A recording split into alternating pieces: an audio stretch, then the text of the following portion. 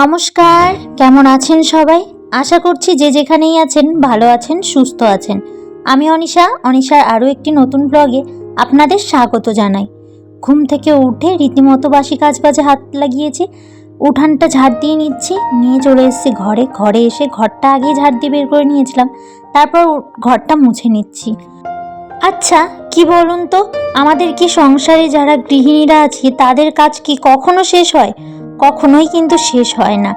আর হ্যাঁ, কাজের ফাঁকে কিন্তু নিজের জন্য একটু সময় বের করে নিতে হয়, একটু বসা, নিজের শরীরও খেয়াল রাখতে হয়, একটু নিজেকেও টাইম দিতে হয়। আর সেটা হচ্ছে কাজের ফাঁকে। কখনোই কিন্তু আমাদের কাজ শেষ হয় না, কাজ কিন্তু থেকেই যায়। যত কাজই করি না কেন সারাদিন, কাজ কিন্তু থেকেই থাকে।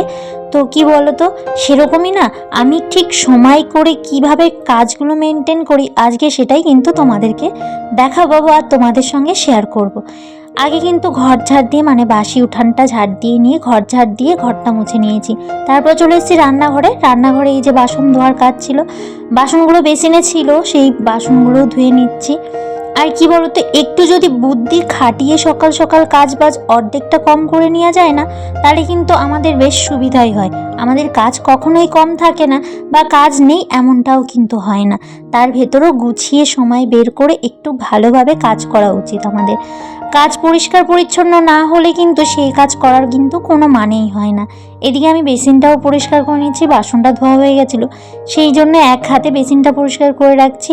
আর বেসিনের এই পাশটাতেও আমি অয়েল পেপার লাগিয়ে দিয়েছি, দেখতেই পারছো, কারণ বেসিনটার এই দেয়ালটা প্রচণ্ড নোংরা হয়ে গেছিলো, তোমরা দেখতেই পেরেছো। আর এদিকে আমি ডাইনিং টেবিলটাও পরিষ্কার করে নিচ্ছি। যেটা তোমাদের বলছিলাম যে এক হাতে কিভাবে পরিষ্কার করে কাজ করা যায়, বা কাজের সুবিধার্থে আমরা কিভাবে কাজ করে থাকি, যেরকম আমি কাজ করি সেটাই তোমাদের সঙ্গে তুলে ধরছি। সকাল সকাল বাসি কাজের মধ্যে যেরকম আমি একবারে ঘরটা মুছে নিই, এই মোছামুছির যেই কাজগুলো থাকে সেগুলো করে নিই। রান্নাঘরের যেরকম ডাইনিং টেবিল, এই চেয়ারগুলো মোছা, তারপর এদিকে গ্যাসের টেবিল, তারপর কিন্তু একবারে স্নান করে পুজো সেরে নিয়েছি, যেটা আমি প্রায় দিন করে থাকি। এতে কিন্তু আমার সংসারের অর্ধেক কাজটা কমপ্লিট হয়ে গেল। বলতে গেলে সারা দিনের একটা কাজের পার্ট আমি সেরে নিলাম। এদিকে ঠাকুরের একটু গান চালিয়ে দিয়েছিলাম, তারপরে ঠাকুর পুজোটা সেরেছি। আর বাসি কাজের সঙ্গে আমি কিন্তু একবারে জামা কাপড়টাও কাচাকাচি করে নিই। ওই যে জামা কাপড় ফেলে রাখবো, তারপর স্নানের আগে জামা কাপড় কাচবো, তারপর স্নান করব, ওই ফেলে রাখলে না অনেকটা লেট হয়ে যায়। আর আমার ঠিক মনও বসে না। আমার যে অভ্যাস হয়ে গেছে, বাবান ছোট থাকতেই না একেবারে অভ্যাস হয়ে গেছে যে আমি স্নানের আগে জামা কাপড় টাপড় বাসি কাজ বাজ সেরে জামা কাপড় টাপড় কেচে একবারে স্নান করে উঠি। তারপর এদিকে কিন্তু আমি গাছের যেই ছাদে আর কি ধুতরা ফুল গাছ লাগিয়েছিলাম, একটা টবের ভেতর 4টে গাছ লাগিয়েছিলাম, তার ভেতরে এরকম করিয়েছিল, আর এই এত সুন্দর ফুল ফুটেছিল, দেখতেই পারছো, দেখে মুগ্ধ হয়ে গেছিলাম একেবারে। আর কিন্তু তারপর চা বানিয়েছিলাম, চা বানিয়ে একবারে ছাদে চলে এসেছিলাম রোদে, আর কি গাটা লাগিয়ে নিচ্ছিলাম। একটু গায়ে রোদটা লাগাতে বেশ ভালো লাগে, জানো তো। তো তারপরে রোদে বসেই চাটা শেষ করেছি, তারপর নিচে এসে রান্না বসিয়েছি। ওই যে বলছিলাম আমি কিভাবে টাইম মেনটেন করে কাজগুলো করি। সকালে কিন্তু ওই যে দেখতেই পেরেছো, বাসি কাজবাজ আমার অর্ধেকটা সারা হয়ে গেছে, স্নান পুজো সারা হয়ে গেছে বলে একটু টাইম নিয়ে আমি ছাদের উপর রোদে বসতে পেরেছিলাম, না হলে কিন্তু একেবারেই বসার উপায় নেই। এদিকে কিন্তু চলে এসেছি তারপর রান্নাঘরে, রান্না করে নিচ্ছি, এর ভেতর ছেলেকে খাওয়ানো এইসবও কিন্তু সেরে নিয়েছি। একটু টাইম মেনটেন করে কাজগুলো করলে বেশ সুবিধাই হয় কাজের। আর তারপর এদিকে রান্না বান্না করতে করতে ছেলের স্নানের জল বসানো বলো, তারপর তোমার ছেলেকে একটু ফলের রস খাওয়ানো বলো, একটু ডিম খাওয়ানো বলো, এগুলোই আমি প্রায় দিনই রান্না করতে করতে সেরে নিই। কী বলতো, ওই বসিয়ে দিলে তো রান্নাটা কড়াইতে হতেই থাকে, গ্যাসে হতেই থাকে, এটা তো আর উনান না যে জাল ঠেলতে হবে। উনানে হলে পরে অবশ্যই উনানের পাশে বসে থাকা উচিত বা বসে থাকতে হয়, কারণ আগুনটা কখন উঠে যায় সেটা তো আর বলা যায় না।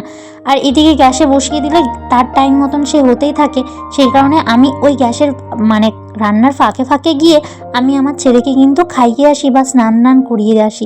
এদিকে করেছিলাম বেগুন ভাজা, আর ইঁচড় করবো আজ একটু রান্না। শীতকালে ইঁচড়টা দেখে তো আমার বেশ ভালো লেগেছিল যে শীতকালে ইঁচড় খাবো।